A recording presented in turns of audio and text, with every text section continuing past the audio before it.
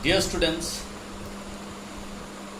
today I will explain you in last actually firstly I am telling you that last day I have told you about what is accountancy, and here I am going to tell you that okay, we have understand what is accountancy is, why do we maintain accounts, then what are the basic concepts in accountancy or basic terms in accountancy. So let us start with the first basic terms.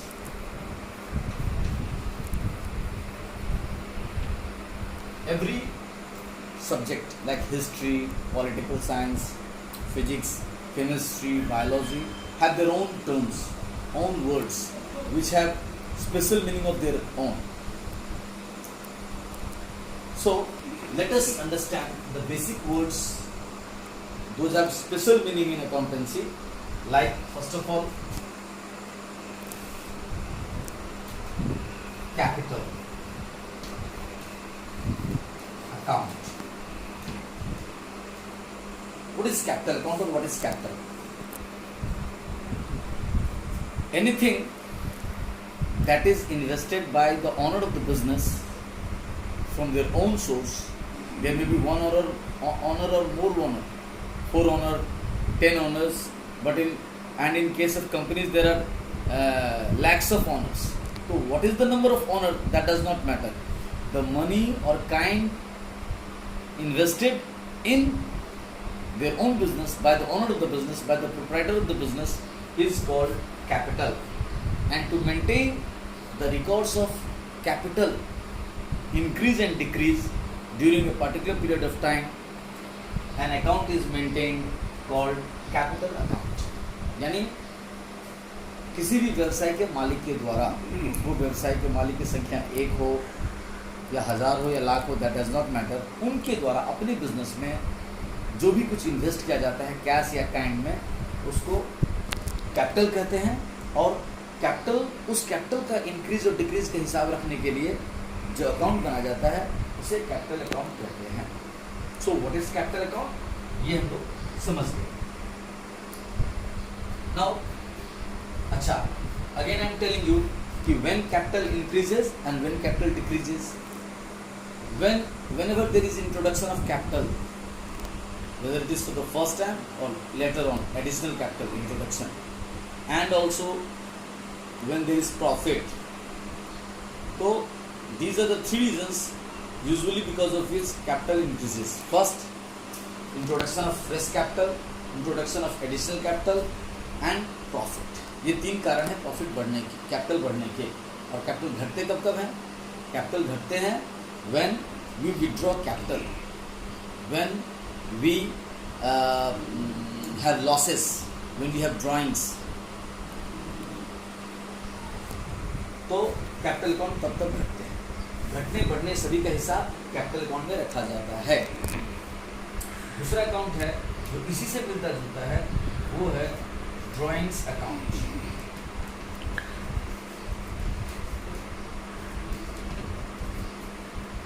What is drawing? Drawing account, अब business में क्या होता है, कोई भी अगर business चलाए, ठीक है, उसका सिस्टमेटिक हिसाब किताब रखना है. We have to maintain proper books of accounts of every business. But in that business, what happens? Usually, owner of the business falls in cash crisis. तो what happens? क्या करेगा वो उसने अपना घर का पैसा बिजनेस में लगा दिया है, बिजनेस चल रहा है, अचानक उसके घर में कैश की क्राइसिस हो गई. तो what he or she will do? In that case, he or she may withdraw cash or kind from the business for fulfilling his temporary needs. मतलब अगर उसके घर में रुपये पैसे की, व्यक्ति जिंदगी में रुपये पैसे की तंगी आ गई है, तो व्यवसाय से, अपने बिजनेस से वो पैसा टेम्पोररीली निकाल सकता है. उसे ड्राइंग नाम दिया गया. और उस ड्राइंग्स का, वो ड्राइंग भी क्या होगा, मान लीजिए जनवरी में कोई प्रोप्राइटर है, वो 4000 रुपये अपने बिजनेस से विड्रॉ कर लिया, लेकिन फिर वो जुलाई आते आते वो पैसा वापस कर दिया. तो ये ड्राइंग भी बढ़ेगा घटेगा.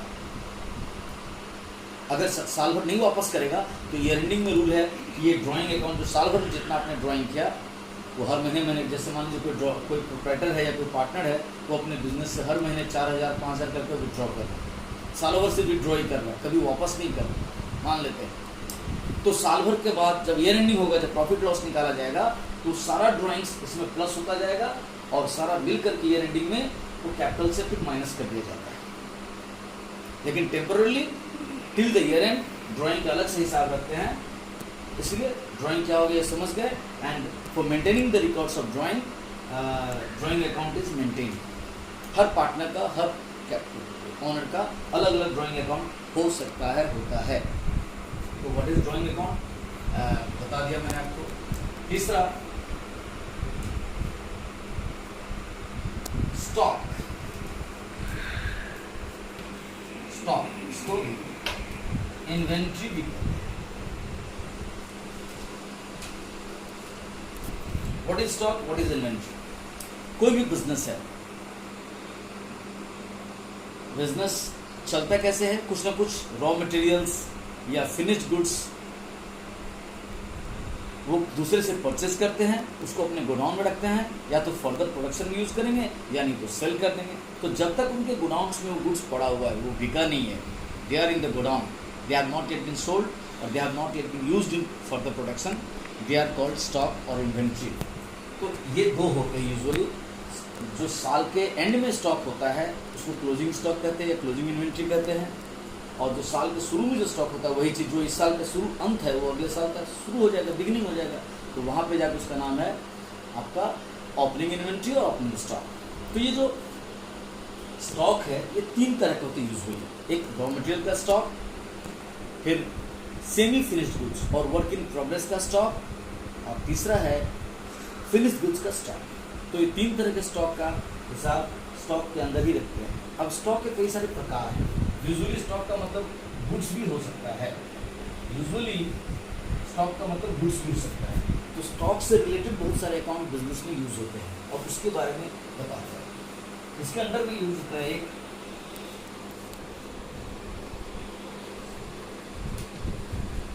Purchases account. What is purchases account? अब देखिए, स्टॉक का ये हिस्सा है। व्हेनेवर वी बाय गुड्स और raw materials for our production purpose और reselling purpose, all those purchases of goods are maintained in purchases account। यानी whenever, जब भी गुड्स खरीदेंगे, किस मकसद से खरीदेंगे? फर्दर प्रोडक्शन में यूज करने के लिए, यानी तो उसको फिर से बेचने के लिए। तो जब भी गुड्स परचेजेस करेंगे उसको परचेजेज अकाउंट में रखते हैं, उसको परचेज अकाउंट नहीं दिखलाया जाता। परचेज अकाउंट एक स्पेशल अकाउंट है, वो सिर्फ गुड्स परचेजिंग को दिखलाते हैं। अब एक चीज और आपके दिमाग में थोड़ा क्लियर कर दूं कि व्हाट इज गुड्स, क्योंकि गुड्स और एसेट इसके बारे में कंफ्यूजन होता है। गुड्स के कई सारे टाइप है, लेकिन गुड्स यदि स्टॉक है, गोडाउन में पड़ा हुआ है, तो वो एसेट भी हो सकता है। बट गुड्स क्या है? What is goods? हम जिस चीज़ का बिजनेस करते हैं, जैसे कोई अगर साइकिल का बिजनेस कर रहा है तो बार बार साइकिल खरीदेगा, बेचेगा, या साइकिल के लिए पार्ट्स परचेस करेगा, फिर साइकिल बना के बेचेगा। तो जो साइकिल बनाने वाले हैं उसके लिए साइकिल बनाने के सारे पार्ट्स उसका स्टॉक है, गुड्स है। फिर उसको बना करके बेचेगा तब भी वो गुड्स ही है। यानी जो चीज़ हम बार बार परचेज कर रहे हैं, प्रोडक्शन कर रहे हैं, यानी तो स्टॉक में रख करके फिर से सेल कर दे रहे हैं, दे आर ऑल गुड्स। लेकिन हम कभी कभार कोई चीज़ बेचते हैं, जैसे कोई पुराना एसेट्स है, बिल्डिंग है, मशीनरी, उसको बेच दिया, तो वो गुड्स नहीं कहलाएगा। गुड्स का मतलब हम जिस चीज़ में डील करते हैं, जैसे अगर कोई एरोप्लेन हेलीकॉप्टर ही बेचता है, बनाता बेचता है, तो उसके लिए एरोप्लेन हेलीकॉप्टर गुड्स हो गया। तो इस बात को ध्यान देना है। तो गुड्स के अंदर में सबसे पहला अकाउंट हो गया परचेजेज अकाउंट, जो मैं आपको बता चुका हूँ। सेकेंड अकाउंट है sales account. Why do we have sales account? अब बिजनेस है, अगर परचेस कर रहे तो सेल्स भी नहीं करेंगे। कोई बिजनेसमैन ऐसा है दुनिया में जो बेचता नहीं है। Everyone has to sell something. If everyone has to sell something and that something is goods, तो उस गुड्स बेचने के लिए हिसाब रखा जाता है सारा का सारा सेल्स अकाउंट। यानी एक बिजनेस हाउस जितना भी तरह का गुड्स अपना बेचेगी, उसका हिसाब चाहे वो कैश में सेल करे या क्रेडिट में सेल करे, all those records will be maintain through sales account. ये इनकम कैटेगरी में है और परचेजेज अकाउंट जो है वो एक्सपेंसेस कैटेगरी में। ये डिफरेंस है दोनों का। तो सेल्स अकाउंट का मकसद क्या हो गया, जब भी गुड्स बेचेंगे तो सेल्स अकाउंट में दिखाएंगे, जब भी गुड्स खरीदेंगे तो परचेजेज अकाउंट में दिखाएंगे। नाउ सी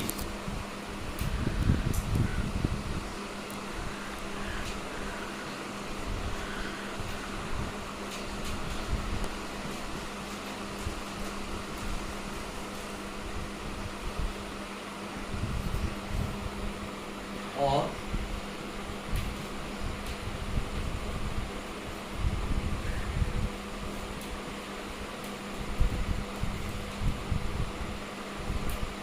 यस परचेज रिटर्न अकाउंट और return outward account, why do we maintain this account. अब देखिए, जब हमको गुड्स की परचेज हो रही जरूरत है, खरीदने की, गोडाउन में गुड्स नहीं है, कस्टमर आ रहे हैं, उनको स्टॉक नहीं मिल रहा है, तो हम लोग खरीद के ले आए, उसका रिकॉर्ड हमने परचेज अकाउंट में रखा। बट जो गुड्स खरीद के लाए हैं वो खराब भी तो हो सकता है, जिससे हम परचेज करके लाएँ, जो जिससे हम खरीद के लाएंगे वो हमारे क्रेडिटर है, सप्लायर है, but the goods that we have bought from them, our suppliers, our creditors, that might be defective. वो गलती से दूसरा सामान भी आ सकता है, उसका गलत प्राइसिंग भी हो सकता है। तो जिस किसी कारण से डिफेक्टिव होने के कारण या गलत सामान देने के कारण, आउट ऑफ सैंपल के कारण हम उसको रिजेक्ट कर देते हैं। हम चाहते हैं कि जिससे हम परचेज करके लाए हैं वो हमसे वापस ले ले।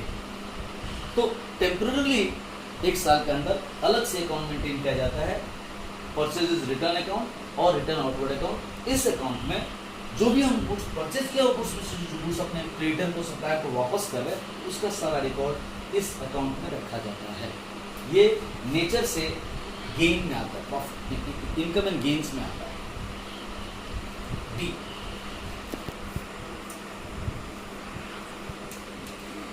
सेल्स रिटर्न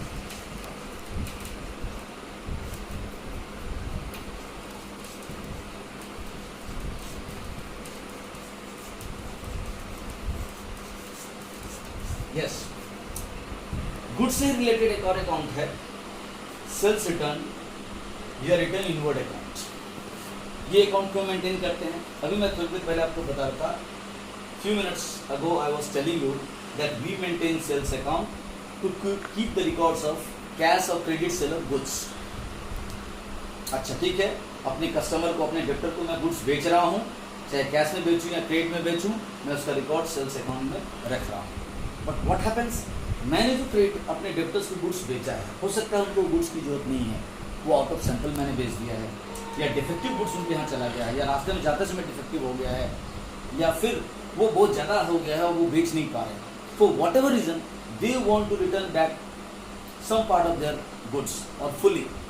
तो वो जो गुड्स जो हम लोग बेचे थे पहले, जिसका रिकॉर्ड ऑलरेडी सेल्स अकाउंट में हो चुका है, उसमें से कुछ goods debtors are returning to us.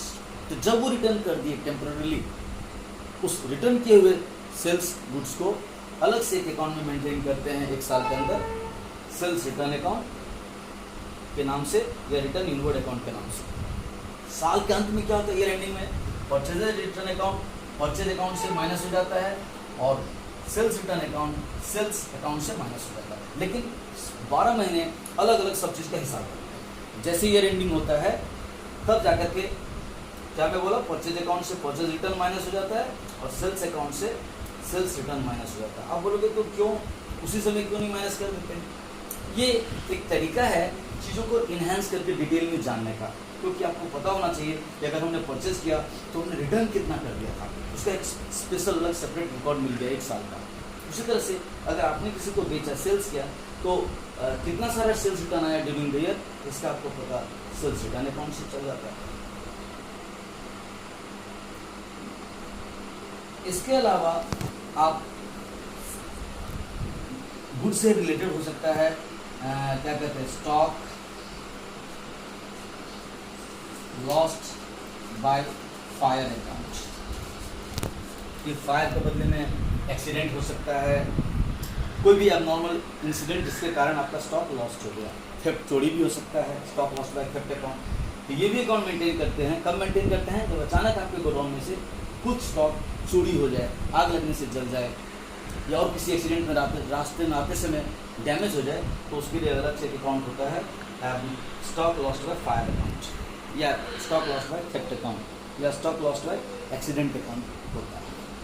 तो ये मैं आपको स्टॉक या इन्वेंट्री से रिलेटेड पार्ट बताया, और साथ में ये भी बताया था कि स्टॉक के दो पार्ट होते हैं, एक होता है ओपनिंग स्टॉक, और इसको ओपनिंग इन्वेंट्री भी कहते हैं, एंड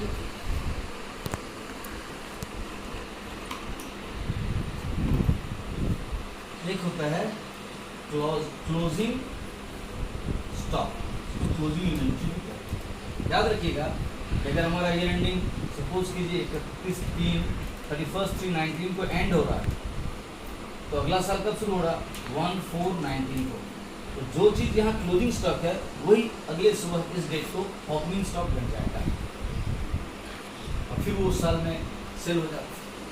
तो ये स्टॉक से रिलेटेड सारा अकाउंट मैं आपको बता रहा हूँ, इसको इरेज करते हैं, आगे बढ़ते हैं।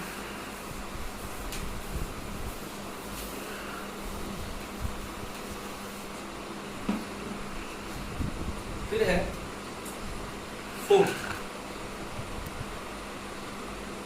एसेट्स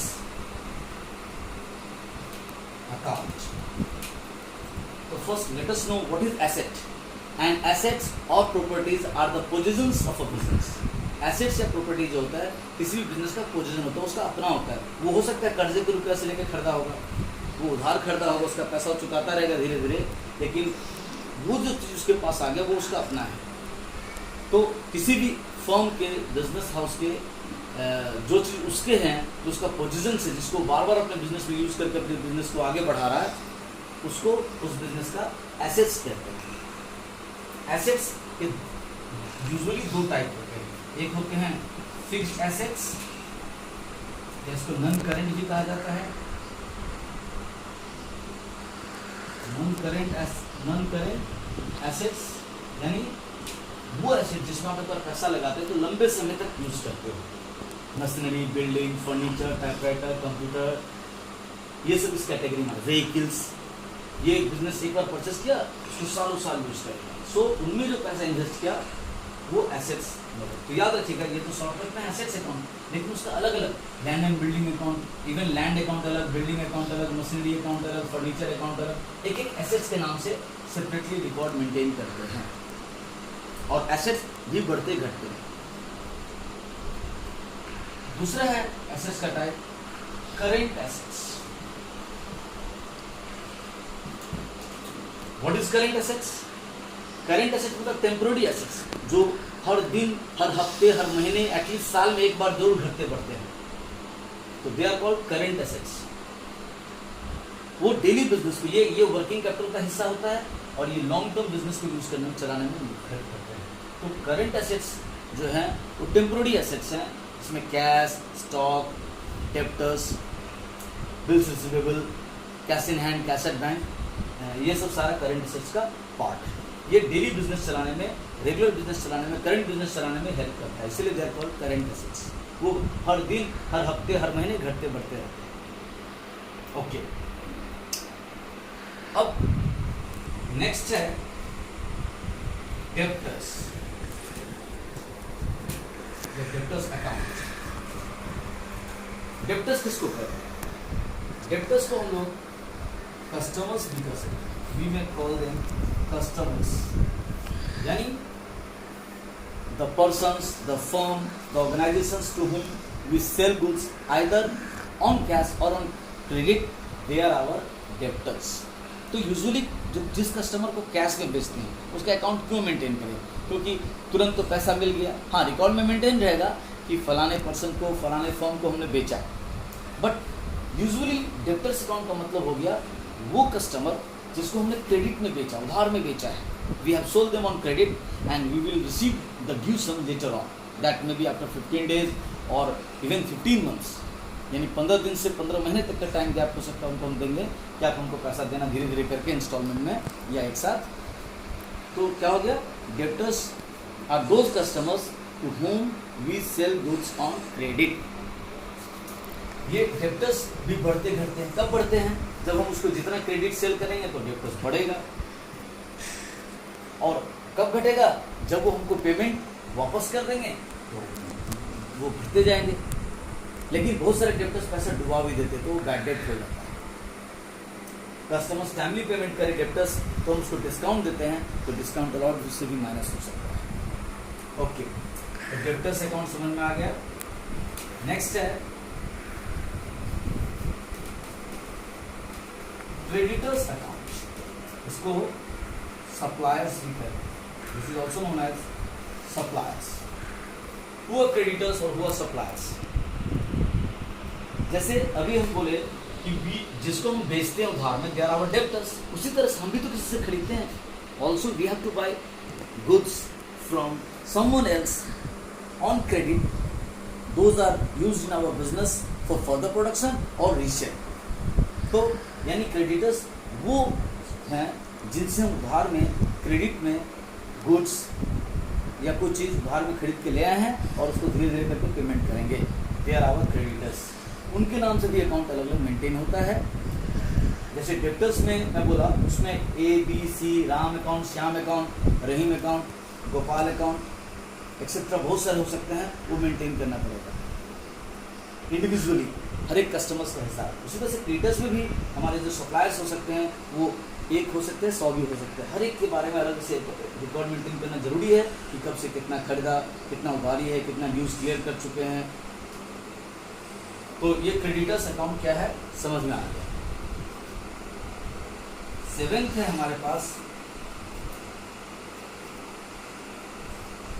डेप्रिसिएशन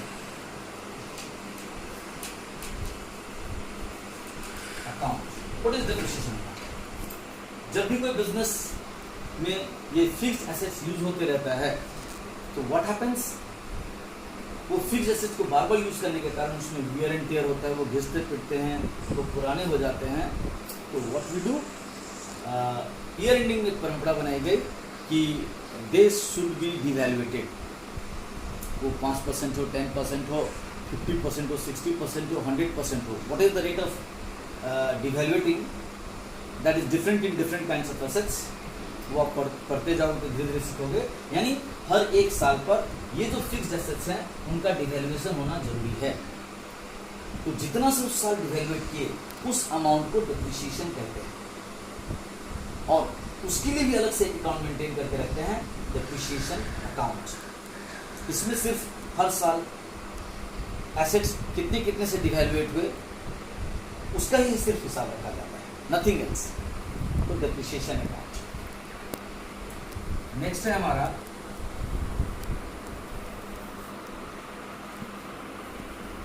बैड डेब्ट अकाउंट। व्हाट इज बैड डेब्ट account?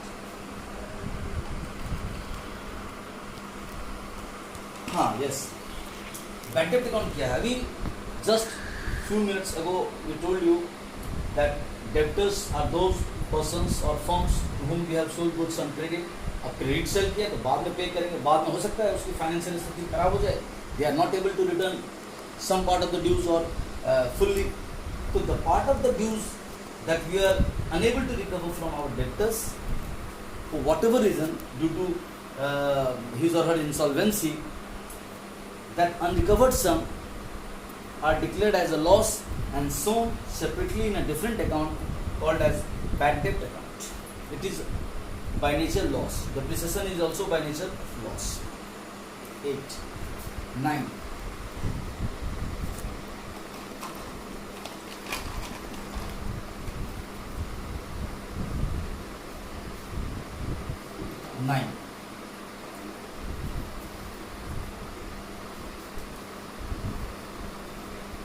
Loan account. What is loan account?